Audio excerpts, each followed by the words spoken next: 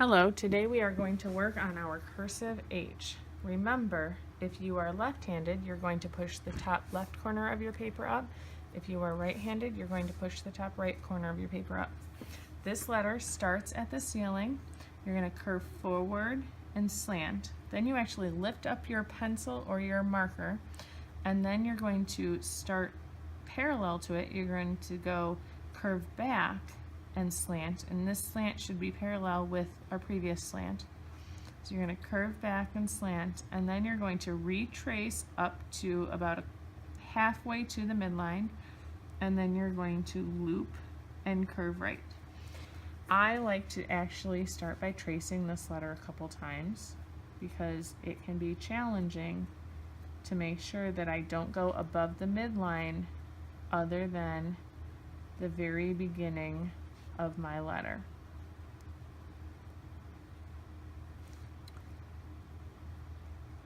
And you gotta try really hard to make sure that those lines are pretty parallel.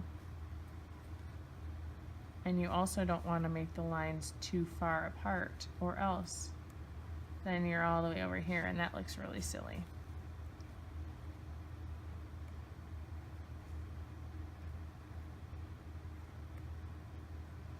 Take your time with this letter. Your last curve right is going to go into pretty much every letter that we have afterwards. It's just harder because, like with your E, which typically starts on the ground, you're going to actually start it midway between the line, the bottom line, and the midline. Remember, if you're having trouble with your spacing or your letter size, it's really helpful to trace the example sentence first in order to make sure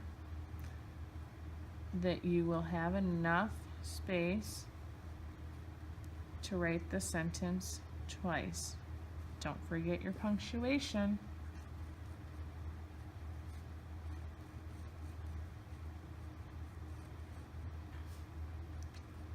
Finish the word first and then dot your I's and cross your T's.